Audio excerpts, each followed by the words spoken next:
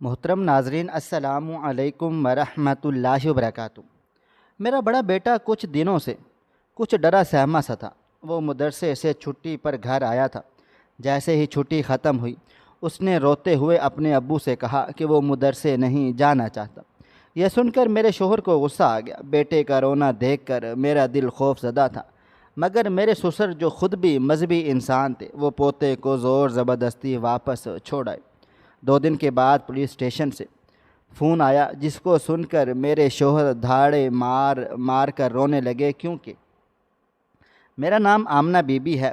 میری زندگی کی شروعات ایک ایسے کچے گھر سے ہوئی تھی جس کی دیواروں میں غربت بولتی تھی۔ ہمارے گھر میں کوئی پنکھا نہیں تھا، کوئی فریج نہیں تھا۔ جب گرمی لگتی تھی تو ہم سب صحن میں چٹائی بچھا کر سو جاتے تھے۔ میرا شوہر بھی کوئی رئیس انسان نہیں تھا، وہ مزدور تھا۔ ہاتھ میں چھالا، آنکھ میں امید اور دل میں فقط اتنا ارمان کہ کسی طرح اپنے بچوں کو 2 وقت کی روٹی دے سکوں۔ ساری زندگی اس نے دن کے سورج میں جل کر اور رات کے اندھیرے میں تھک کر بسر کی تھی، لیکن ایک بار بھی ایسا نہیں ہوا کہ اس نے شکایت کی ہو کہ میں تھک گیا ہوں یا مجھ سے نہیں ہوتا۔ اللہ تعالیٰ نے ہمیں اولاد سے نوازا تو لگا جیسے غربت کی چھت تھوڑی اونچی ہو گئی ہو۔ ہمارا سب سے بڑا بیٹا شہزاد تھا، اور اللہ تعالیٰ کی قسم ایسا سعادت مند بیٹا شاید ہی کسی ماں کو نصیب ہو۔ جب کبھی میں تھکن سے ہار جاتی یا جب کبھی میرے ہاتھ میں آٹا نہ ہوتا، چولہے میں لکڑیاں نہ ڈلتی یا دل میں ہمت ختم ہو جاتی، تو شہزاد آگے بڑھ کر میرے کندھے تھام لیتا اور کہتا، ماں فکر نہ کر، اللہ بڑا کارساز ہے۔ اور جب میں کہتی کہ بیٹا کچھ نہیں ہے، تو وہ یہ نہیں کہتا کہ کیوں نہیں ہے، وہ کہتا، ماں کوئی مسئلہ نہیں ہے، میں کچھ کر لوں گا، میں کہیں سے بھی لے کر آؤں گا، تیرے چولہے کو کبھی ٹھنڈا نہیں ہونے دوں گا، تیرے ہاتھوں کو کبھی خالی نہیں رہنے دوں گا۔ ہمارا گھر جوائنٹ فیملی تھا۔ میرے سسر اور دیور بھی ہمارے ساتھ رہتے تھے۔ سسر جی بیمار رہتے تھے، زیادہ تر چارپائی سے لگے رہتے تھے، دعائیں دیتے رہتے تھے اور چھوٹے چھوٹے بچوں کے سروں پر ہاتھ پھیر کر کہتے، اللہ ان کا نصیب اچھا کرے۔ میرے دیور جوان تھے، مگر میرے شوہر کے مقابلے میں کچھ زیادہ سمجھدار نہیں تھے۔ میرے شوہر کو ایک دن ایک موقع ملا کہ وہ باہر کے ملک میں مزدوری کرنے چلا جائے۔ وہ کوئی عیش و عشرت کا سودا نہیں تھا، وہاں بھی وہ مزدوری ہی کرتا تھا، اینٹیں اٹھاتا تھا، بوریوں کا بوجھ ڈھوتا تھا۔ بس فرق یہ تھا کہ وہاں اسے مزدوری کے بدلے کچھ زیادہ پیسے مل جاتے تھے، کچھ بچت ہو جاتی تھی، کچھ امید بن جاتی تھی کہ اپنے بچوں کو شاید کسی دن کسی اچھے سکول میں داخل کرا سکے۔ میرے شوہر کے چلے جانے کے بعد گھر کا سارا نظام میرے دیور کے حوالے کر دیا گیا، لیکن اصل سہارا میرا بیٹا شہزاد ہی تھا۔ وہ ایک کم عمر بچہ ہو کر بھی گھر کی ضرورتوں کو سمجھتا تھا۔ اس کا دل بہت حساس تھا۔ جب وہ دیکھتا کہ میں کچھ چھپا رہی ہوں یا میں دکھی ہوں، تو وہ خاموش ہو کر میرے قریب آ بیٹھتا۔ اس کی آنکھوں میں وہ سوال ہوتے تھے جو کبھی زبان پر نہیں آتے تھے، لیکن میں سب سمجھ جاتی تھی۔ میرے شوہر کے چلے جانے کے بعد شہزاد اکثر اداس رہنے لگا تھا، کیونکہ اس کی اپنی باپ سے بہت محبت تھی۔ ہم سب بچوں سے محبت کی، لیکن شہزاد سے وہ محبت تھی جو شاید پہلی اولاد سے جڑتی ہے، جو کسی اور سے نہیں جڑتی۔ ہم ایک قبائلی پس منظر رکھنے والے لوگ تھے۔ ہمارے ہاں تعلیم کا مطلب صرف مدرسے کی تعلیم ہوتا تھا۔ ہم سب بہن بھائی مدرسے سے ہی پڑھے ہوئے تھے، اور ہمیں فخر تھا کہ ہم دین اسلام کا بھی علم رکھتے ہیں۔ ہمارے علاقے میں ایک فل ٹائم مدرسہ تھا، جہاں بچے صبح چلے جاتے اور شام کو ہی واپس آتے تھے، یا کبھی کبھی چھٹیوں پہ آتے تھے۔ ہم نے شہزاد کو بھی اسی مدرسے میں داخل کرا دیا، کیونکہ گھر میں پہلے ہی 2 مرد موجود تھے اور اس کا کوئی خاص کام نہیں تھا۔ گھر چل رہا تھا، کسی کا سہارا بننے کی فوری ضرورت نہیں تھی۔ ہم نے سوچا کہ شہزاد دین کی خدمت کرے گا، حافظ بنے گا، قاری بنے گا، شاید عالم بن جائے۔ شروع میں وہ بہت خوشی خوشی مدرسہ جاتا تھا اور واپس آ کر قرآن پاک کی آیات سناتا، لیکن کچھ عرصے کے بعد اس کا رویہ بدلنے لگا۔ جب وہ چھٹی پہ آتا تو کہتا، ماں مجھے واپس نہیں جانا، دل نہیں لگتا، عجیب و غریب سا لگتا ہے وہاں، اور میں پریشان ہو جاتی کہ یہ کیا ہو رہا ہے۔ اس کے چہرے پر اداسی چھا گئی تھی، وہ بات بات پہ خاموش ہو جاتا تھا۔ کبھی کبھی رات کو سوتے سوتے اٹھ کر بیٹھ جاتا تھا اور میں اسے سینے سے لگا کر کہتی کہ بیٹا کیا ہوا، تو وہ صرف اتنا کہتا، ماں مجھے وہاں نہیں جانا۔ میرا دل ٹوٹا تھا۔ میں سوچتی تھی کہ اگر مدرسہ نہیں کرے گا تو پھر اور کیا کرے گا۔ ہم اتنے غریب ہیں کہ دنیاوی تعلیم کے لیے نہ ہی پیسے ہیں اور نہ ہی سفارش۔ اگر دینی تعلیم بھی نہ ہوئی تو پھر اس بچے کا کیا بنے گا؟ کیا میں نے شوہر کو خط لکھا، شہزاد واپس نہیں جانا چاہتا، لیکن شوہر نے لکھا کہ وہ ضدی ہو رہا ہے، اسے پیار سے سمجھاؤ، پھر دیکھو سب ٹھیک ہو جائے گا۔ لیکن میرے دل میں ایک عجیب سا خدشہ بیٹھ گیا تھا۔ میں سوچنے لگی تھی کہیں مدرسے میں کچھ ایسا ویسا تو نہیں ہو رہا جو میرے بیٹے کو اندر سے توڑ رہا ہے۔ ان دنوں میرے شوہر بھی کچھ مہینوں کے لیے واپس آئے ہوئے تھے اور میرا بیٹا شہزاد بھی مدرسے سے چھٹی پر گھر آیا ہوا تھا۔ میرا دل خوش تھا کہ گھر میں کچھ دن کے لیے رونق میلہ لگا ہے۔ شوہر کا وجود میرے لیے جیسے سائے کا تھا اور شہزاد کا چہرہ میرے دل کا چین سکون تھا۔ لیکن اس خوشی کے چند دن ہی گزرے تھے کہ مدرسے کی چھٹیاں ختم ہو گئیں اور اب شہزاد کو واپس بھیجنا تھا۔ میرے شوہر ابھی گھر ہی تھے جب شہزاد کو واپسی کی تیاری کے لیے کہنا شروع کیا، لیکن اس دن اس کے چہرے کا رنگ بدلا ہوا تھا۔ وہ آنکھوں میں عجیب سی وحشت لیے بیٹھا تھا، جیسے کوئی خوفزدہ پرندہ ہو جو پنجرے کے کھلنے کے بعد بھی اڑنے سے ڈر رہا ہو۔ اس نے صاف صاف لفظوں میں کہہ دیا تھا کہ وہ مدرسے سے واپس نہیں جائے گا، اور اس کی آواز میں وہ شدت تھی جو ایک بچے کے بس سے باہر ہوتی ہے۔ اس کا لہجہ ایسا تھا جیسے وہ کسی قید خانے کی طرف دھکیلا جا رہا ہو، جیسے وہ کسی ایسی جگہ دوبارہ بھیجا جا رہا ہو جہاں اس کی روح زخمی ہوئی ہو۔ جب اس نے کہا کہ میں نہیں جاؤں گا تو میرے شوہر کا پارا چڑھ گیا، ان کا غصہ آسمان چھونے لگا۔ انہوں نے کہا، ہم سب بھی تو اس عمر میں مدرسوں میں پڑھے ہیں، کبھی کسی نے انکار کیا، کبھی کوئی منہ چڑھا کے بیٹھ گیا، نہیں نا، کبھی ایسا نہیں ہوا تھا، اور اب تم ہو کہ بار بار انکار پہ انکار کیے چلے جا رہے ہو۔ بتاؤ تو صحیح مسئلہ کیا ہے؟ شہزاد کا مسئلہ صرف اتنا تھا کہ وہ کچھ بول نہیں رہا تھا اور نہ ہی کسی سوال کا سیدھا جواب دے رہا تھا۔ صرف یہی کہہ رہا تھا کہ بس نہیں جانا، مجھے نہیں جانا، میں نہیں جاؤں گا۔ میرے شوہر کے تیور سخت ہو چکے تھے۔ ان کا کہنا تھا کہ مدرسے جانے کے لیے کبھی کسی بچے کا دل نہیں کرتا، بچوں کو تو زور زبردستی بھیجنا پڑتا ہے۔ اگر دل کی سنی جائے تو پھر تو سارے بچے فلمیں دیکھنے اور دوستوں کے ساتھ گھومنے نکل جائیں گے۔ وہ سختی سے کہنے لگا، شہزاد تو مدرسے جائے گا اور ہر صورت جائے گا۔ میں نے اپنے شوہر کو نرمی سے سمجھانے کی کوشش کی کہ اگر اس کا دل نہیں کر رہا ہے تو 2-3 دن اور رکنے دیں، شاید خود ہی راضی ہو جائے۔ لیکن میرے شوہر کا کہنا تھا کہ یہ ضد ہے، اور اگر ہم نے آج مان لیا تو پھر یہ آگے چل کر ہر بات میں ضد کرے گا۔ اسی رات شہزاد میرے پاس آ گیا۔ وہ چپ چاپ میرے قریب آ بیٹھا۔ اس کی آنکھوں میں نمی تھی، جیسے وہ کچھ کہنا چاہتا ہو لیکن ہمت نہ پڑ رہی تھی۔ اس نے دھیمی آواز میں کہا، امی مجھے اس مدرسے میں نہ بھیجو۔ میں نے اس کی آنکھوں میں جھانکا اور نرمی سے پوچھا، بیٹا کیوں، کیا بات ہے؟ لیکن اس نے بس یہی کہا کہ مجھے وہاں نہ بھیجو اور کوئی بات ہی نہ بتائی۔ میں اس کی بات سن کر الجھ گئی۔ مجھے لگا شاید بس سستی ہے، شاید گھر کا آرام چھوڑنے کو دل نہیں کر رہا۔ میں نے اسے گلے سے لگا لیا اور کہا، بیٹا تو نے تو ہمیشہ میری بات مانی ہے، اب تو کیوں ضد کر رہا ہے؟ تجھے پتہ ہے نا تیرے ابا کیا کہتے ہیں، اگر تو نہیں جائے گا تو وہ یہی کہیں گے کہ میں نے تیری تربیت اچھی نہیں کی۔ شہزاد نے بس اتنا کہا، امی آپ بات نہیں سمجھ رہی۔ میں نے اسے کہا، تو سمجھا نا بیٹا، لیکن وہ خاموش ہو گیا۔ اس کے بعد تھوڑی دیر میں میرے شوہر کمرے میں چلے آئے اور سخت لہجے میں کہا کہ اپنے کمرے میں جا کر سو، صبح جانا ہے، تیاری کر لے، سارا سامان رکھ لے، صبح تجھے جانا ہے۔ وہ بس سر جھکا کے اٹھا اور چلا گیا۔ اگلی صبح میرے سسر جی نے کہا کہ میں اس کو خود چھوڑ آتا ہوں اور راستے میں مدرسے والوں سے بات بھی کر لوں گا، شاید کوئی بات ہو جو ہمیں پتہ نہ ہو۔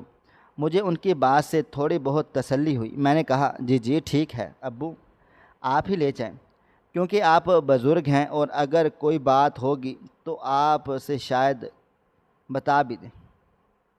میرے شوہر اور دیور اس وقت خاموش رہے، کیونکہ گھر کے بڑے کا فیصلہ سب مانتے تھے۔ شہزاد تیار ہو کر آیا اور جب وہ جانے لگا تو وہ بار بار میری طرف دیکھ رہا تھا۔ اس کی آنکھوں سوالوں سے بھری پڑی تھی، جیسے وہ کچھ کہنا چاہتا ہو، جیسے وہ التجا کر رہا ہو۔ امی روک لو، مجھے نہ جانے دو، لیکن میرے ہونٹ بند تھے، میرے ہاتھ خالی تھے، میری آنکھیں بھیگ رہی تھیں، لیکن میں کچھ نہ کہہ سکی۔ میں نے بس دل میں دعا کی کہ اللہ خیر کرے، کچھ نہیں ہوگا۔ وہ میرے سسر کے ساتھ مدرسے روانہ ہو گیا، لیکن میرا دل زور زور سے دھڑکنے لگا تھا۔ میری چھٹی حص مجھے بے چین کر رہی تھی۔ دل جیسے بار بار کہتا تھا کہ کچھ غلط ہونے والا ہے، کچھ ایسا ہونے والا ہے جسے روکا جا سکتا تھا۔ اس کی آنکھوں میں آنسو تھے اور اس کے آنسو دیکھ کر میں بڑی پریشان تھی، کیونکہ وہ کبھی بھی نہیں روتا تھا۔ وہ تو بڑا ذہین بہادر بیٹا تھا، لیکن اب تو جا رہا تھا، میں کچھ کر بھی نہیں سکتی تھی۔ میں نے خود کو تسلی دی کہ اللہ سب بہتر کرے گا، اور سوچا کہ میں بہت زیادہ وہم کر رہی ہوں، لیکن ایک ماں کا دل وہم نہیں کرتا، وہ سچ دیکھ لیتا ہے۔ اس لمحے میں نے محسوس کیا کہ شاید میرے بیٹے کے ساتھ کچھ ایسا ہوا ہے جو وہ زبان سے نہیں کہہ پایا۔ مجھے کچھ سمجھ نہیں آ رہا تھا، لیکن اتنا ضرور محسوس ہو رہا تھا کہ جو کچھ ہو رہا ہے وہ ٹھیک نہیں ہے۔ میرے سسر جب واپس آئے تو ان کے چہرے پر تھکن بھی تھی اور جیسے کسی الجھن کا سایہ بھی تھا۔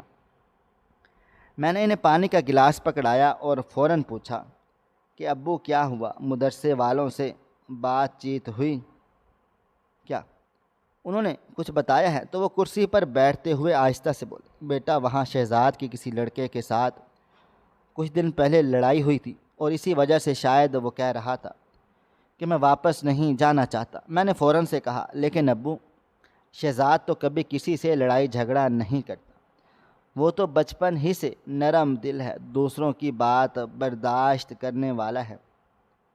تو میرے سسر نے ایک لمبی سانس لے کر کہا، بیٹا لڑکوں کا کیا پتہ ہوتا ہے، کبھی کبھی کوئی بات بری لگ جاتی ہے اور خون تو جوان ہو رہا ہے، کبھی کبھی غصہ آ جاتا ہے۔ وہ کہہ رہے تھے کہ کوئی بات نہیں، ہم معذرت کرتے ہیں اگر ہمارے مدرسے میں اس کے ساتھ کسی نے بدتمیزی کی ہے یا کوئی نازیبا رویہ اختیار کیا ہے۔ ہم مقامی لوگ ہیں، ہم سب آپ کو اچھی طرح سے جانتے پہچانتے ہیں کہ آپ کے بیٹے کو جانتے ہیں، ہمیں پتہ ہے کہ وہ کیسا بچہ ہے۔ ان کا کہنا تھا اگر کوئی بات ہوئی بھی ہے تو وہ جلدی ہی ختم ہو جائے گی اور ہم دونوں کا ہاتھ ملا دیں گے۔ بچوں کی عمر میں یہ سب کچھ ہوتا رہتا ہے، ایک جگہ رہتے ہیں، ساتھ کھاتے ہیں، ساتھ سوتے ہیں، ساتھ پڑھتے ہیں، تو کبھی کبھی کوئی بات دل کو لگ بھی جاتی ہے، ہم ان کی صلح کروا دیں گے۔ میں نے کہا چلیں، یہ تو بہت اچھی بات ہے، اگر وہ مان رہے ہیں اور خیال رکھنے کا وعدہ کر رہے ہیں تو ہم بھی اللہ پر چھوڑ دیتے ہیں اور دل کو تسلی دے دیتے ہیں۔ اس کے بعد جب میں اپنے روزمرہ کے کاموں میں لگ گئی تھی، میرے پاس اس دن بہت سارے کپڑے جمع ہو گئے تھے۔ میں نے صحن میں کپڑوں کا ٹب رکھ کے دھلائی شروع کر ڈالی تھی۔ میرے ہاتھوں میں جھاگ تھا اور دل میں شہزاد کی یاد۔ ہر 2 منٹ کے بعد ایک خیال آتا تھا کہ پتہ نہیں ابھی کیسا ہوگا، وہاں کیا سوچ رہا ہوگا، رویا تو ہوگا۔ جاتے جاتے اس کی آنکھیں بھر گئی تھی، لیکن پھر میں اپنے آپ کو سمجھاتی کہ اللہ بڑا کارساز ہے، سب کچھ ٹھیک ٹھاک ہو جائے گا۔ جیسے ہی عصر کا وقت ہوا میرے دل میں عجیب سی گھبراہٹ شروع ہو گئی تھی اور میں نے کام چھوڑا اور گھر کی صفائی کرنے لگی، اور صفائی کرتے ہوئے ایک پرانا کپڑوں والا صندوق کھولا۔ اس میں سے ایک قمیض ملی جو شہزاد کے پیدا ہونے کے دن پہنائی گئی تھی۔ وہ ننھی سی قمیض ہاتھ میں آئی تو آنکھوں میں پانی آ گیا۔ میں حیران ہوئی کہ یہ اب تک میرے پاس سنبھال کے رکھی ہے۔ میں نے اسے ہاتھ میں لے کر دیکھا تو یاد آ گیا کہ شہزاد کتنا چھوٹا تھا، کیسا نازک سا وجود تھا، اور اب کیسا جوان ہو رہا ہے، قد نکل آیا ہے، آواز بدل گئی ہے اور عقل سنبھالنے لگا ہے۔ میں نے وہ قمیض ایک طرف رکھ دی، سوچا کہ جب وہ واپس آئے گا تو اسے دکھاؤں گی اور بتاؤں گی کہ ماں نے تیری پہلی نشانی آج بھی سنبھال کے رکھی ہے۔ شاید دیکھ کے خوش ہوگا، شاید وہ ہنس پڑے گا، جیسے بچپن کی کسی بات پر بچے ہنس پڑتے ہیں۔ وہ قمیض رکھ کے میں دوبارہ کام کاج میں لگ گئی تھی، لیکن دل تھا کہ بار بار اسی طرف چلے جا رہا تھا۔ 2 دن اسی طرح سے گزر گئے لیکن دل کی بے چینی کم نہ ہوئی۔ پھر ایک دن ظہر کے بعد پولیس اسٹیشن سے فون آیا۔ میرے شوہر نے وہ کال اٹھائی اور جیسے ہی بات سنی تو ان کی حالت بدل گئی تھی۔ وہ ہڑبڑا کے اٹھے اور چیخ مار کے کہنے لگے، شہزاد، شہزاد، اور دروازے کی طرف بھاگنے لگے۔ میں حیران ہو گئی تھی، دل جیسے سینے سے نکل آیا ہوں۔ میں نے اپنے دیور کو پیچھے بھیجا کہ جلدی جاؤ، دیکھو کیا ہوا ہے، یہ ایسے اچانک کیوں بھاگ گئے ہیں؟ کچھ مجھے تو سمجھ میں نہیں آ رہا، دل جیسے دھڑکنا بھول گیا ہو۔ دیور نے کہا، بھابھی میں جاتا ہوں، آپ پریشان نہ ہو۔ لیکن میں کہاں پریشان نہ ہوتی، اور دیور بھی چلے گئے، اور کافی دیر گزرنے کے بعد نہ وہ واپس آئے، نہ شوہر کی کوئی خیر خبر آئی، نہ فون اٹھا رہے تھے، اور گھر میں جیسے سناٹا سا چھا گیا تھا۔ میں نے اپنے سسر سے کہا کہ ابو مجھے لے چلیں، میں اب نہیں بیٹھ سکتی، دل بیٹھا جا رہا ہے اور آنکھوں کے سامنے اندھیرا آ رہا ہے۔ لیکن اسی وقت ایک محلے کا لڑکا جو شہزاد کے ساتھ مدرسے میں پڑھتا تھا وہ آیا، اور اس کے چہرے پر عجیب سی گھبراہٹ تھی، آنکھیں لال سرخ تھیں اور جیسے وہ کچھ کہنا چاہ رہا ہو۔ میں نے جلدی سے پوچھا، کیا ہوا ہے شہزاد کو؟ کچھ ہوا ہے؟ تو وہ بری طرح سے رو رہا تھا، اس کی آواز لڑکھڑا رہی تھی اور وہ ڈر کے مارے کچھ کہہ بھی نہیں پا رہا تھا۔ میں نے جھنجھوڑ کے کہا، بول کیا ہوا ہے میرے بیٹے کو؟ اس نے صرف اتنا کہا کہ کچھ ہو گیا ہے۔ میں نے کہا، کیا ہوا ہے؟ خدا کے لیے سچ بول دو۔ لیکن وہ بچہ اتنا ڈرا ہوا تھا کہ کچھ کہنے کی ہمت نہیں کر پا رہا تھا۔ میں نے رونا شروع کر دیا اور اپنے سسر سے کہا کہ ابو مجھے بھی لے چلیں، لیکن اس سے پہلے ہم نکلتے میرے شوہر کی کال آ گئی تھی۔ انہوں نے کہا، پریشان نہ ہو، ہم آ رہے ہیں، بس ابھی تھوڑا سا وقت لگے گا۔ میں نے پوچھا، شہزاد کیسا ہے؟ تو انہوں نے بس اتنا کہا کہ بعد میں بات کریں گے، ابھی کچھ مت پوچھو۔ میں نے کہا، کچھ تو بتاؤ، لیکن موبائل فون بند ہو گیا تھا اور میرا دل ویسے ہی دھڑکتا رہا۔ وقت جیسے رک سا گیا ہو۔ شام ڈھلنے لگی، اندھیرا پھیلنے لگا اور وہ دونوں ابھی تک واپس نہیں آئے تھے۔ رات کا وقت تھا، ہر طرف خاموشی چھا گئی تھی۔ میرے سسر جو پہلے ہی بیمار اور بوڑھے تھے وہ اپنی چارپائی پر لیٹ کر سو گئے تھے، اور باقی کے بچے بھی اپنے کمروں میں جا چکے تھے۔ سب سو چکے تھے، لیکن میری آنکھوں سے نیند کوسوں دور تھی۔ میں صحن میں بیٹھ کر دروازے کی طرف بار بار دیکھے جا رہی تھی۔ میری نظریں دروازے پر جمی ہوئی تھیں۔ ہر تھوڑی دیر کے بعد اٹھ کر صحن میں ٹہلنے لگ جاتی ہوں، جیسے دل بے چین ہو، جیسے دل کہہ رہا ہو کہ کچھ برا ہو سکتا ہے۔ جب اچانک مجھے دروازہ کھلنے کی آواز آئی، میں جلدی سے اٹھی اور دروازے کی طرف لپکی۔ دیکھا تو میرا شوہر اور میرا دیور اندر داخل ہوئے۔ ان دونوں کے چہرے پر عجیب سی تھکن تھی اور آنکھوں میں نمی، جیسے وہ دونوں کئی سالوں کا دکھ اپنے اندر لیے واپس آئے ہیں۔ میں نے جلدی سے کہا، کیا ہوا؟ کچھ تو بتائیں، آپ دونوں کے چہرے پر اتنی اداسی کیوں ہے؟ وہ دونوں خاموشی سے بیٹھ گئے تھے اور ایک دوسرے کی طرف دیکھنے لگے، جیسے کسی ایک کو حوصلہ کرنا ہوگا۔ اب اس ماں کو کیسے بتایا جائے؟ میرے شوہر نے آہستہ سے میرا ہاتھ پکڑا اور کہا، آمنہ اب تم حوصلہ رکھنا۔ میں نے کہا، حوصلے کی کیا کیا بات ہے، سچ سچ بتا دینا کیا ہو گیا ہے۔ شہزاد کہاں ہے، وہ ٹھیک تو ہے نا؟ میرے شوہر نے آنکھیں بند کر لیں اور کہا، شہزاد اب اس دنیا میں نہیں رہا۔ میری تو زبان بند ہو گئی، میں ساکت ہو گئی۔ مجھے لگا جیسے میں زمین پر نہیں ہوں بلکہ میں خلا میں کھڑی ہوئی ہوں۔ میرے ارد گرد کچھ بھی سنائی نہیں دے رہا تھا، صرف اتنا سنائی دے رہا تھا کہ شہزاد نہیں رہا۔ میں نے تھر تھر آتی ہوئی آواز میں پوچھا، کیسے، کیا ہوا؟ اور وہ تو ابھی 2 دن پہلے گیا ہے، وہ تو بالکل ٹھیک ٹھاک تھا، اس کے ساتھ کیا ہوا؟ تو میرے شوہر نے کہا، اسے کوئی بیماری نہیں تھی، یہ کوئی قدرتی واقعہ نہیں تھا، بلکہ اس کے ساتھ وہاں پر کچھ ایسا پیش آیا ہے جو ناقابل یقین ہے۔ میں نے کہا، کیا مطلب؟ کون لوگ تھے؟ کیا وجہ تھی؟ کیونکہ کسی نے ایسا کیا کہا؟ تو میرے شوہر نے آہستہ سے کہا، یہ سب مدرسے کے ایک استاد کی وجہ سے ہوا ہے۔ میری سانسیں رک گئیں، مجھے یقین نہیں آ رہا تھا۔ میں نے کہا، ایک استاد ایسا کیسے کر سکتا ہے؟ وہ تو بچوں کو سکھانے کے لیے ہوتے ہیں، اور بچے کے لیے رہنمائی ہوتی ہے، وہ تو محافظ ہوتے ہیں۔ تو میرے شوہر نے کہا، ہاں ہمیں بھی یہی لگتا تھا، لیکن وہاں پر ہر کوئی ویسا نہیں ہوتا جیسے نظر آتا ہے۔ میں نے کہا کہ شہزاد اب کہاں ہے؟ تو انہوں نے کہا، پوسٹ مارٹم کی کارروائی ہو رہی تھی، اس لیے وہ لوگ ہمیں فوری نہیں دے رہے تھے۔ رپورٹ اوپر جا چکی ہے، ویڈیو وائرل ہو چکی ہے، سوشل میڈیا پر بات پہنچ گئی ہے، پورا علاقہ جان گیا ہے کیا ہوا ہے۔ میں نے سن کر سر پکڑ کر بیٹھ گئی تھی، میرے آنسو تھمنے کا نام ہی نہیں لے رہے تھے۔ میں بار بار یہی سوچ رہی تھی کہ مجھے پہلے اس کے دل کی بات جان لینی چاہیے تھی۔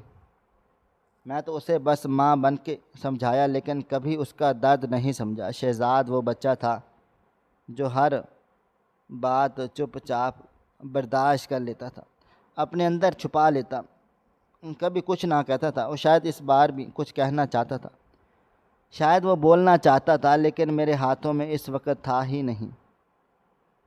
میں اسے مکمل سن پاتی۔ اگلے دن ہمیں شہزاد کی میت کے پر دی گئی تھی۔ میں نے جیسے ہی اپنے بیٹے کو دیکھا تو میرا دل پھٹ گیا تھا۔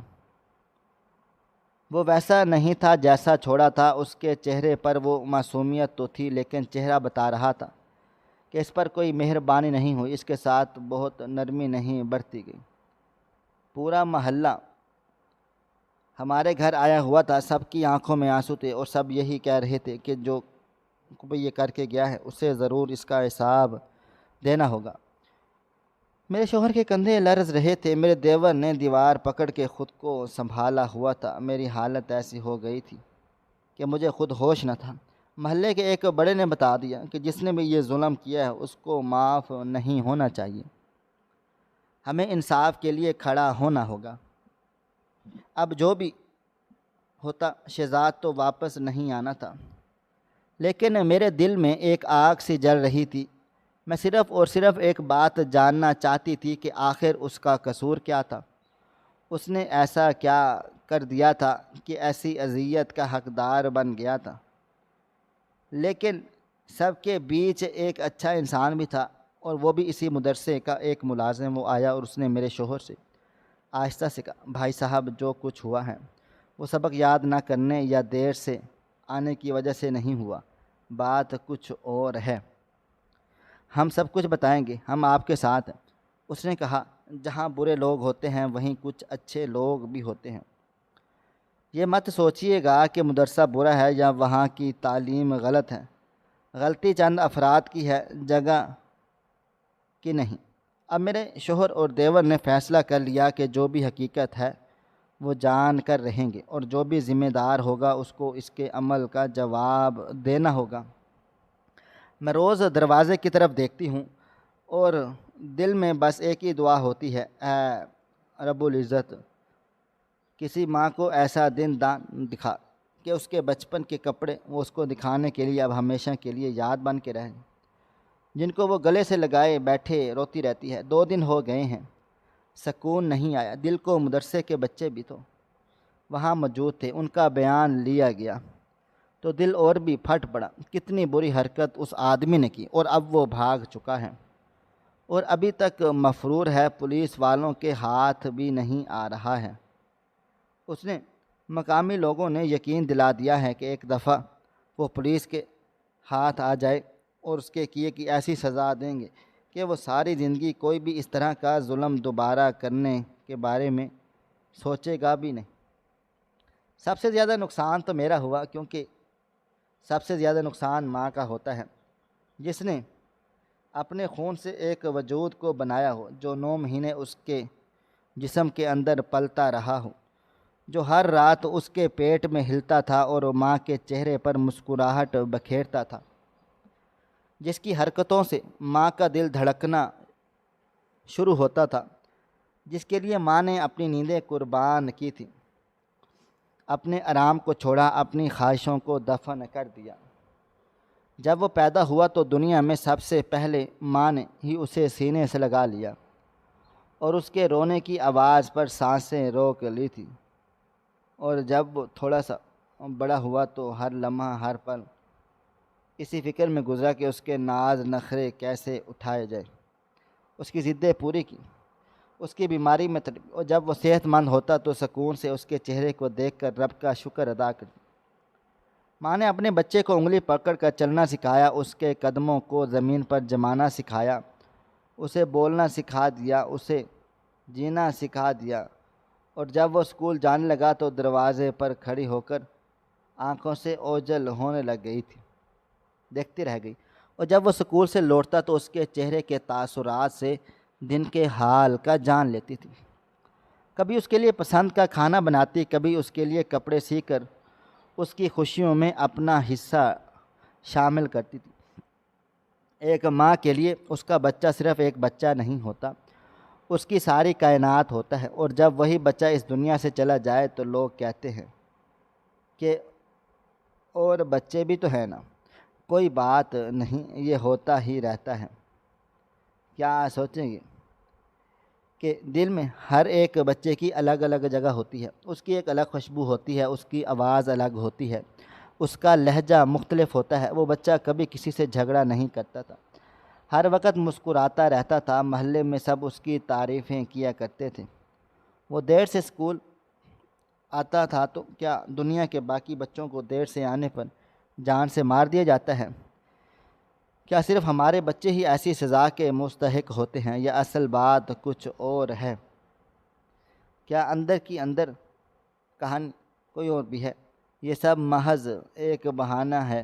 میرے بیٹے نے کسی کا کیا بگاڑا تھا جو اسے اتنی بھیانک سزا مل گئی، اتنی سفاک موت دی گئی؟ لوگ کہتے ہیں کہ بات کچھ اور ہے، تو پھر بتائیں نا کہ اصل بات کیا ہے؟ کیوں چھپائی چلی جا رہی ہے؟ سچائی کیوں ڈھکی جا رہی ہے؟ اگر کچھ چھپایا جا رہا ہے تو مطلب ہے کہ جرم ہے، اور اگر جرم ہے تو کسی کا چہرہ کالا ہے، اور اگر چہرہ کالا ہے تو اسے بے نقاب ہونا چاہیے۔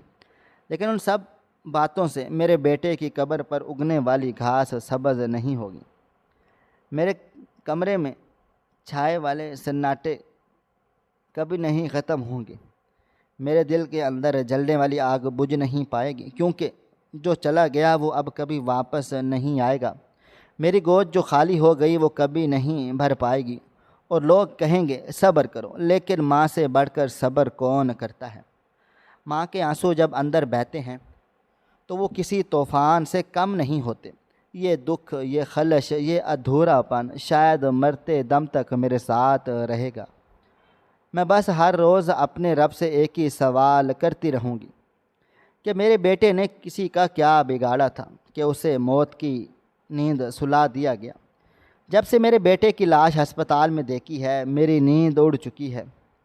دن میں بھی وہی چہرہ میری آنکھوں کے سامنے گھومتا ہے، وہ چہرہ جس پر اب کوئی تاثر نہ تھا، وہ آنکھیں جو ہمیشہ مجھ سے مسکرا کر بات کرتی تھی اب بند تھی۔ مجھے سمجھ نہیں آ رہا تھا میں زندہ بھی ہوں یا مر چکی ہوں، کیونکہ ماں کا دل جب ٹوٹتا ہے تو وہ باقی نہیں رہتی۔ میرا بیٹا جو کبھی ہنستا تھا، شور مچاتا تھا، مجھے تنگ کرتا تھا، پڑھائی کے بہانے باہر چلا جاتا، کبھی دوستوں کے ساتھ تصویریں لے لیتا، اور وہ اب سفید کفن میں لپٹا میرے سامنے پڑا تھا۔ اس کی پیشانی پر بوسہ دیتے ہوئے میری روح تک کام گئی۔ اس کے بال سنوارتی چلی گئی، اس کی انگلیاں سہلاتی گئی، لیکن وہ نہیں جاگا، وہ جسے میں ہمیشہ جگایا کرتی تھی۔ آج میرے لاکھ بلانے پر بھی نہ اٹھا۔ میں نے زندگی میں کبھی اتنا دکھ نہیں دیکھا تھا جتنا اپنے جوان بیٹے کے لاشے کو دیکھ کر محسوس کیا۔ آج بھی جب اس کے آخری دن کا خیال آتا ہے تو آنکھوں میں دھند سی چھا جاتی ہے، اور اس دن وہ کچھ عجیب و غریب سا بھی لگ رہا ہوتا ہے، جیسے کچھ کہنا چاہ رہا ہو لیکن میں الفاظ میں نہیں کہہ پایا۔ میں نے اسے ناشتہ دیا، وہ مسکرا کر کھا گیا، پھر بیگ اٹھایا اور دروازے سے پلٹ کر مجھے دیکھتا رہا۔ اس کی آنکھوں میں کچھ کہنے کا درد تھا، دکھ تھا، کوئی خاموشی تھی جو مجھے چیر رہی تھی۔ وہ ہاتھ ہلا رہا تھا لیکن اس کی مسکراہٹ زبردستی کی تھی۔ میں دروازے پر کھڑی تھی اور صرف یہی سوچتی رہ گئی کہ کیسا بیٹا ہے جو ماں کو اتنا پیار دیتا ہے۔ دل کیا تھا کہ آواز دے کر روک لوں، مت جا بیٹا، گھر بیٹھ جا، میں تمہیں کچھ نہیں کہنے والی، لیکن میں نے خود کو بہلا لیا کہ ہر بار کی طرح آج بھی اسے دیر ہی ہو رہی ہوگی، مگر آج کی دیر ہمیشہ کے لیے ثابت ہوئی۔ میرے دل میں وہ آخری منظر جیسے پتھر بن چکا ہے، وہی منظر میری راتوں کا روگ ہے، وہی منظر میری سانسوں کی زنجیر ہے۔ کبھی کبھی لگتا ہے اگر میں اسے روک لیتی، اگر میں اسے گلے سے لگا لیتی، اگر میں زبردستی کر لیتی کہ آج مت جا، تو شاید آج وہ زندہ ہوتا۔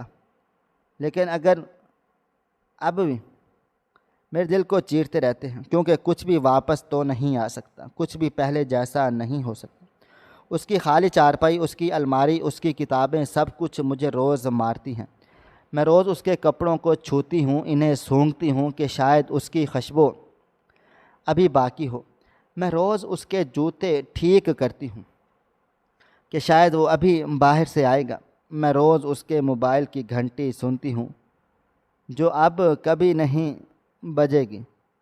میں جانتی ہوں کہ ابھی کوئی بھی مجرم سامنے نہیں آیا، کوئی یہ نہ بتا سکا یہ سب کچھ کیوں ہوا، کس نے کیا اور کیا مقصد تھا، لیکن ایک ماں کا دل جانتا ہے کوئی نہ کوئی وجہ ضرور رہی ہوگی، کیونکہ ایسے حادثے بغیر کسی وجہ کے نہیں ہوتے۔ لیکن اب میں کسی سے بدلہ نہیں لینا چاہتی، میں بس چاہتی ہوں کہ میرے بیٹے کی طرح کسی اور ماں کا بیٹا نہ چھینا جائے، اور کسی اور کے گھر میں صف ماتم نہ بچھے، کسی اور کے کمرے سے ہنسی کی آواز نہ غائب ہو، کسی اور کی گود سونی نہ ہو، کیونکہ دکھ جب تقسیم ہوتا ہے تو دگنا ہو جاتا ہے۔ اور میں بس اتنا کہنا چاہتی ہوں کہ برائی کسی خاص پیشے کی نہیں ہوتی، انسان کی فطرت ہوتی ہے۔ انسان اگر برا ہے تو وہ ہر جگہ پر برا ہوگا، چاہے وہ کسی بھی ادارے میں ہو، کسی بھی تعلیمی مدرسے پر ہو، کوئی بھی لباس ہو، کسی بھی عہدے پر ہو۔ اس کے لیے کسی ایک انسان کی وجہ سے پورے پیشے کو بدنام کرنا درست نہیں ہوتا، کیونکہ دنیا میں کوئی ایسی جگہ نہیں جہاں برائی نہ ہو۔ جہاں انسان ہے وہاں برائی کا امکان بھی ہے، اور اکثر اوقات انسان اپنے ہوس بھری نگاہوں سے، اپنی حرص کی وجہ سے ان تمام برائیوں کو خود غرق کر دیتا ہے۔ بات یہ ہے کہ انسان کو اپنے اعمال پر نظر رکھنی چاہیے، اپنی نیت صاف رکھنی چاہیے، اور سب سے بڑھ کر یہ کہ کسی کا نقصان کرنے سے پہلے ایک لمحے کو رک کر یہ سوچنا چاہیے اگر میرے ساتھ ایسا ہوا تو کیا گزرے گی، کیونکہ کسی کی دنیا برباد کرنا آسان ہے لیکن اس بربادی کی تلافی کبھی بھی ممکن نہیں ہو پاتی۔ میں تو اب یہی دعا کرتی ہوں کہ اللہ میرے بیٹے کو جنت میں اعلیٰ مقام عطا کرے اور مجھے صبر و جمیل عطا فرمائے، کیونکہ میرے دکھ جیسا شاید ہی کسی ماں کے حصے میں آیا ہو۔ میرے آنسو اب اس کی قبر کی مٹی میں جذب ہو چکے ہیں، میری سسکیاں اب ہوا میں بکھر چکی ہیں، اور میرے خواب اب خاک ہو چکے ہیں۔ کاش میں اسے روک لیتی، کاش میں اسے جانے نہ دیتی، کاش میں اس دن اپنی ماں ہونے کی ضد دکھا دیتی، کاش میری ممتا میرے حوصلے سے جیت جاتی، کاش وہ پلیٹ کے آخری بار نہ کیوں دیکھتا، کیونکہ اس کی پلٹتی نظریں اب ہمیشہ کے لیے میرے دل میں رہ گئی ہیں، اور شاید میں اب انہی نظروں میں جیتی رہوں گی جب تک میری بھی آنکھیں ہمیشہ ہمیشہ کے لیے بند نہ ہو جائیں۔ ناظرین، آپ کو ہماری آج کی کہانی کیسی لگی؟ کمنٹ باکس میں اپنی رائے کا اظہار ضرور کریں۔ خواہش صرف اتنی ہے کچھ الفاظ لکھوں جس سے کوئی گمراہی کے راستے پہ جاتے جاتے رک جائے، اور نہ بھی رکے تو سوچ میں ضرور پڑ جائے۔ پیارے دوستو، امید کرتا ہوں کہ آپ کو یہ ہماری کہانی پسند آئی ہوگی۔ کہانی پسند آئی ہو تو ویڈیو کو لائک کریں، کومنٹس کریں، شیئر کرنا بالکل بھی نہ بھولیں۔ اور ہاں، اگر آپ اس چینل پر نئے ہیں تو اس چینل کو سبسکرائب ضرور کر لیں اور نوٹیفیکیشن کو ضرور دبا دیں تاکہ آنے والی کہانی سب سے پہلے آپ کو مل سکے۔ ملتے ہیں کل ایک نئی اور دلچسپ کہانی کے ساتھ، تب تک مجھے اجازت دیں۔ اللہ حافظ۔